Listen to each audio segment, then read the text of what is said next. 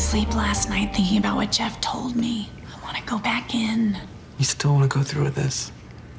Of course. I just don't want to jeopardize everything because you're pissed about your life. I am not pissed about my life. You're living at home with your mom, your husband's in rehab, you're stuck down in the basement with the losers. You're not pissed. Maybe I'm a little pissed, but that has nothing to do with this. Doesn't it? I mean, you better be pretty sure about your motives, because I'm pretty sure I'm gonna get fired for this. Hey, Tyler, you were gonna get fired anyway. Yeah, but I have a lot of relationships here. I'd be burning a bridge. Tyler, you're too nice. And just because we're in the basement doesn't mean we don't get to have a voice. And those people upstairs need to listen. You reap what you sow. What goes around comes around.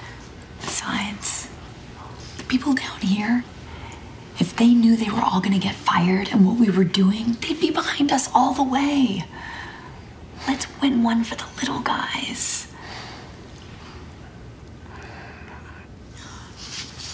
I gotta go to the bathroom. Hi everybody, I'm Peter Travers, and this is Popcorn, where we tell you what's happening in the pop culture everywhere. And you can see by this poster called Enlightened that Laura Dern has started the second season of her show on HBO. And I'm gonna force her to tell us a few things that happened. Now, she won't listen to me, she'll slap me around. But you can tell from that scene that what goes on in Enlightened just isn't business as usual. And so I welcome you, Laura Dern, to the show. Thank you. So great to see you. It's so great to see you. And as we were saying, we've met before, but it's been a while. Mm-hmm. And I have to thank you, take this opportunity to thank you. I'm being thanked? Yes. A critic is being thanked. A critic is being deeply Because thanked. I want to hear the flourishes because now. many people will interview actors and ask why they make the choices they make. Mm-hmm. And we'll talk about being lucky enough to work with filmmakers who are daring and, you know, help us sort of go out on the cliff. But you, sir, have been so generous to me, and every time I've done something that's pretty radical, Which you do very and frequently. you have always consistently, and I'm very grateful, been the critic who has been a champion of either the film or my performance and spoken to the fearlessness of that character and the complexity of the character with great devotion instead of judgment. And for that, it always supported me in pushing myself further. And so I really, from the bottom of my heart, you've meant a lot to my career and my choices. Thank you for that, because it's a good thing. When you're out there talking about when people are doing something that shows a kind of rebelliousness against form, Yeah. I think it's a great thing. And you've done it again with Enlightened. You've done a whole season, and now it's back. It's back. People didn't say, we don't want that craziness anymore. They said, we want it again. Yes, HBO. You We did love it. you, You had HBO. it. You did it. That this is a character who feels everything in such an enormous way and wants to do something to affect change. And she is as enormous a creature and as boundaryless or unaware of boundary that she in fact will do things that others may not do. Sometimes she'll do them very successfully, and sometimes it will be a cringe fest as we watch her try to make change in the world. Well, she starts by having a meltdown. I mean, that's the first thing we see. It's just exactly. Yeah, no boundaries, no Yeah. anything, not even for herself. Yes, season Yeah. 1 starts with a breakdown in the middle of her, corporate office that she's worked at for 15 years. She's immediately sent for rehab of sorts and comes back deciding that in her new self-discovery, isn't it wonderful, she'll just try to change everybody else in her life. So she tries to change her mother, who she's forced to move back in with as she's lost her job. So at almost 40, she's stuck home with mom. She tries to change her ex-husband, who's a former addict, and in turn then starts to look around at the company she's working for all these years and wants to affect change there as well. We've come to the end of that first season, and we've seen Amy become a whistleblower. So you have to give us a clue as to what we're going to say without being really giving any spoilers.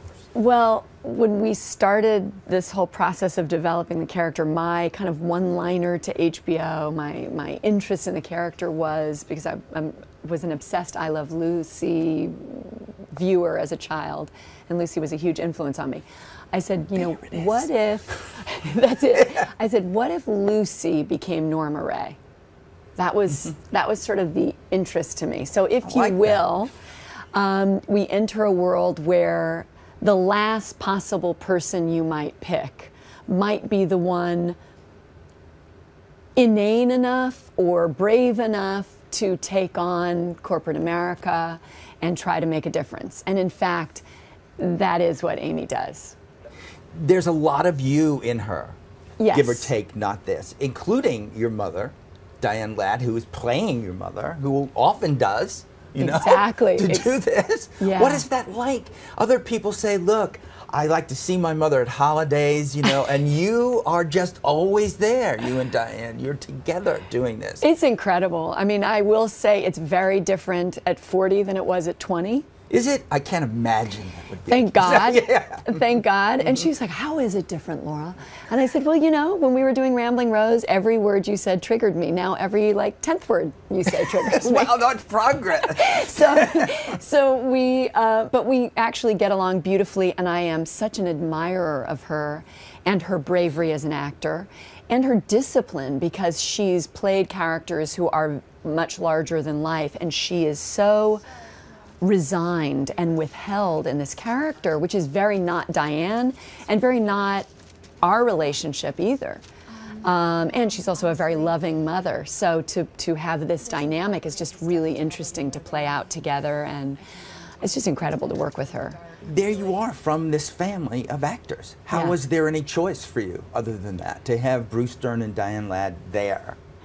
I was being raised by two actors, and at 5 to 10, I was on sets with Martin Scorsese, Hal Ashby, Alfred Hitchcock, watching them improvise and say, just try everything. We characters have to be flawed. Protagonists have to be good and hold evil.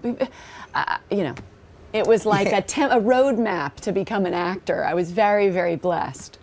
But when you start to appear in, and the big one to me is Smooth Talk. Oh. It's like, oh, look at her. Do you go to your parents for criticism? You know, we've never really had that relationship. I mean, they've been very complimentary and very supportive, but never really critics, and never commenting on the work too much, but very much supportive and commenting on choices. And that meant more than anything, to really consider. Many times early on in my career, I would get 2 movies at the same time. And that speaks more to the career I've had than anything. Very difficult choices, probably at least 5 or 6 times, in which a movie that became the biggest movie ever was turned down to work for David Lynch or to do Smooth Talk instead of a Brat Pack film. Or I had several of those real crucial turning point choices, and I was supported by a tribe of people who suggested to go toward the filmmaker and to go toward the character that explored human behavior the most. And that's a very specific career, and one I feel very grateful for. A tisket, a tasket, I found a yellow basket. I wrote a letter to my mommy. See,